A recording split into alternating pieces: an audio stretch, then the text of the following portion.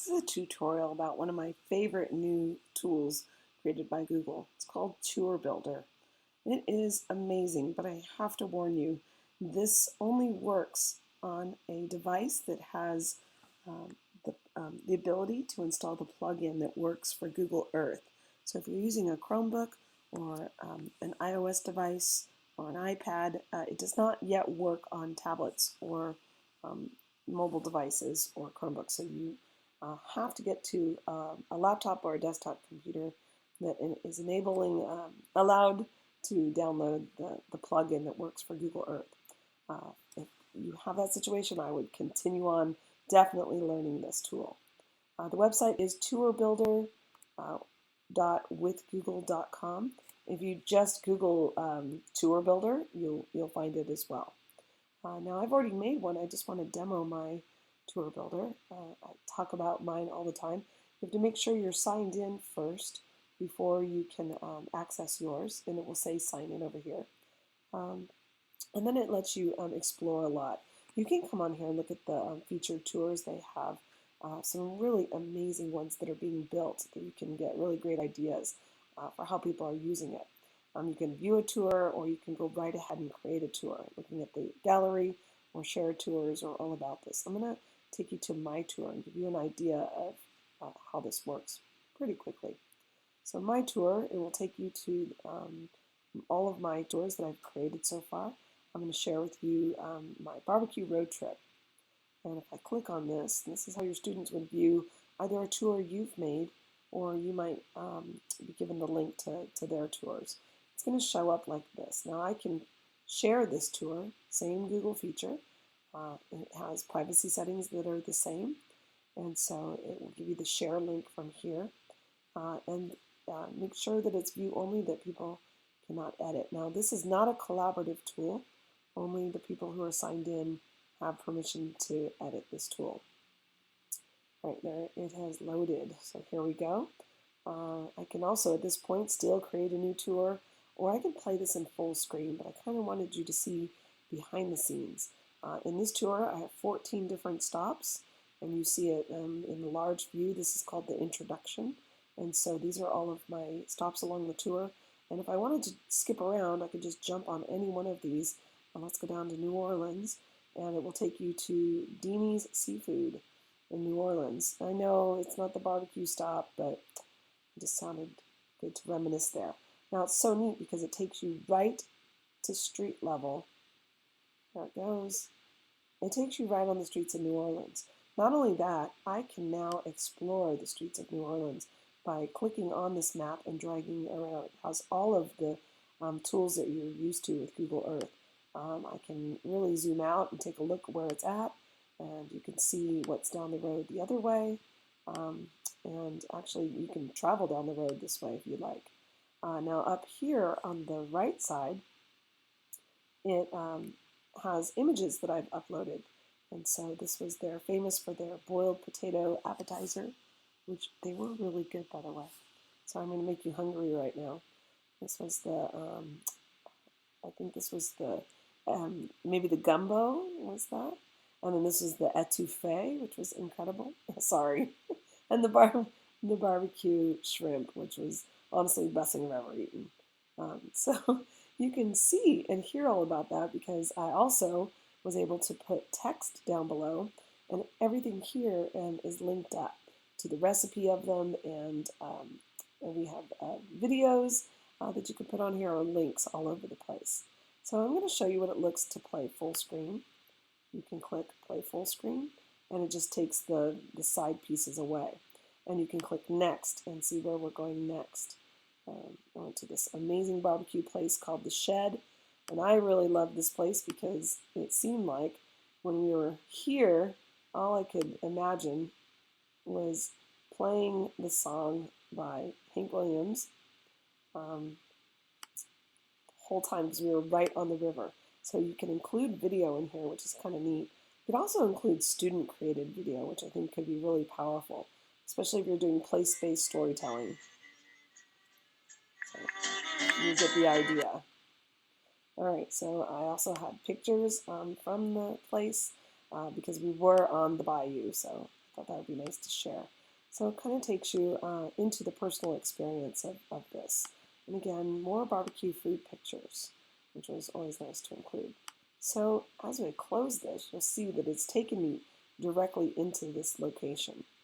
Right now I'm going to show you, I'm going to exit full screen, and I'll leave a link to my barbecue road trip. You can see what I've included if you want to know some good places to find good barbecue.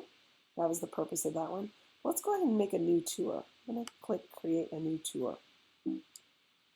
And we're going to name this tour, let's do this, Places I've Lived. You're going to know a lot about me after this. My name, I'm going to call this Lisa Hoffman. Now, you have to be careful when you're working with students because if you're going to be taking them to places that are personal, we want to work with only their first name. Create tour. It's very intuitive. It's very much, you will be able to figure this out as you go. It's amazing how easy it is to work with this. So right now I'm on the introduction, and I'm going to work on, this is the introduction, my tour name, the author's name, so I can edit that if I didn't want that there. I can have a beginning photo that I want to put in, and I could do an introduction here. So I want to give a summary of this tour. So I can, I'm just going to put this really fast, but you can imagine how this could be an amazing writing project. So I've moved 13 times around the United States. Follow me on my journey. And so, of course, I would write a lot more, and I would, of course, include an image, maybe of me back in the early days. I can change what kind of story it is, from a 3D story to, you know, I've never really tried those, so that would be interesting. I can change the path color if I like, and I can change the style of maps. All right, so I'm going to leave it like that, and I'm going to add the first location. So if you're doing some place-based storytelling, I'm going to go to the location. I'm going to go to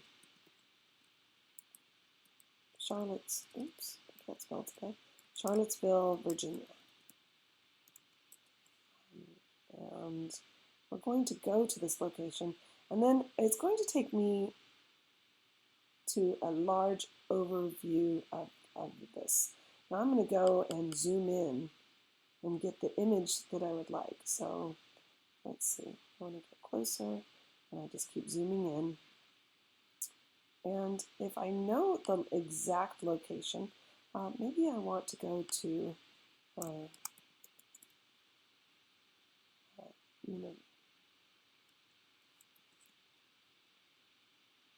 University of Virginia. Maybe I want to go there because it might take me to a more specific location, and it's going to, I can zoom in.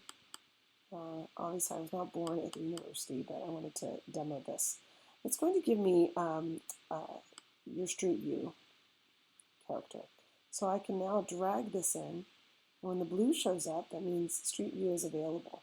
And I can place him, Pigman, right onto the street. And from this point, I can see where it is that I would like to place this marker. And this takes a little bit of time, but I think this is one of the features that is so great compared to using just a regular Google map. Again, this isn't a very exciting location. I think you're getting the point, though, that you can find your exact location that you want to get to, and you can drop your place marker in that location. So if I want to add this to the tour, I'm going to click Add this location to the tour. And at this point, if this is the view I want to have, I would lock this view, and I would click on this. And that means that this is the actual view that when we go to this stop, University of Virginia, this will be my first stop here. Now I can add photos and videos, and you can put a lot in here, so up to 25, and you can put your start dates and your end dates or whatever you like there, and you can also tell the story there. You can also change the icon for these locations. Next, I'm going to go to the next location. And for this one, I'm going to do an address I remember. Um,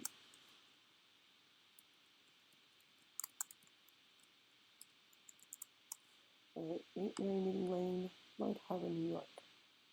And let's see if it will take me. I'm not sure there's street view on that old street.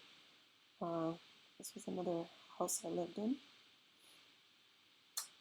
I'm sorry to the people who now live there, now that I'm putting this out. Let's see if it will take me in. I'm going to zoom in a little bit more, which is a good tip when you're first trying to see if Street View is available for yours. And as I get closer, I lived in a lot of woods, so that's why I'm not sure I'm going to get a good street view. As I hover over, I knew it. They're not going to put my street on here. It's not showing anything. So my closest street is right here. That's about as close as I'm going to get to my house, which isn't exactly the view I was looking for. But it is pretty neat to see this location. So there's a couple of ways you can handle that. Maybe you don't want the street view. Wow, it's pretty amazing to see this street again. I actually remember this street. So I'm trying to spin around. There's different ways you can do it. You can use the tool here. I'm trying to get up to where my access to my road was. It's up here, up the road a little bit. You can, if you choose to use Street View, that's fine. You can go ahead and, I think it's right there. You can go ahead and add this to the tour, and you can make this be your location for where you wanted to mark this in a Street View. Aha, there it is. I knew it was there. So this was the entrance to back into the woods where we lived. Pretty cool place to live. So I'm going to add this to the tour. And I do like having this view. So I'm going to, it will load. And there it goes. I'm going to lock this view. I think I've slowed down a little bit here. Go ahead and lock this view. Or not. And I think center place mark, let's see. Okay, and lock this view. There we go. Now I've got it. Now again, I can add images and I can add text and I can go back to my introduction. And I could keep going for lots and lots of locations. But at this point, I think you get the point of how to make this. I want to be sure that when I'm in the middle of this, that I can save when I'm ready, and I can click Done Editing. Maybe I want to go in and look at it. So I'm going to save these now before I forget. And I'm done editing, and maybe I'm going to go in to be able to view my tour builder. And while we're looking at this, you can be thinking this is not the greatest tour because I'm doing this off. No, I don't want to pick a tour. I must have thought I was trying to click on that. All right, so I'm going to go to University of Virginia, and then it should fly me in. Here it goes. And as you're thinking about this and ways to use this, the possibilities are absolutely endless. I talked to another teacher who was thinking about using this with their students to interview seniors in the community, where they took their place-based stories and actually took them there on the map as their partner was telling their story. My students could take them to the actual location, record their stories, actually even take a video of them telling their stories, and then be able to record that. I think it could be very powerful. Students could tell stories of places that are historical and be able to jump around from a series of places that recreate historical events that take you right to where the location actually occurred. I think I had an error there on my Long Island picture. I hope this helps a little bit. I may be back to make another tutorial on this, but I encourage you to just give it a try. It's one of the greatest new tools I've used.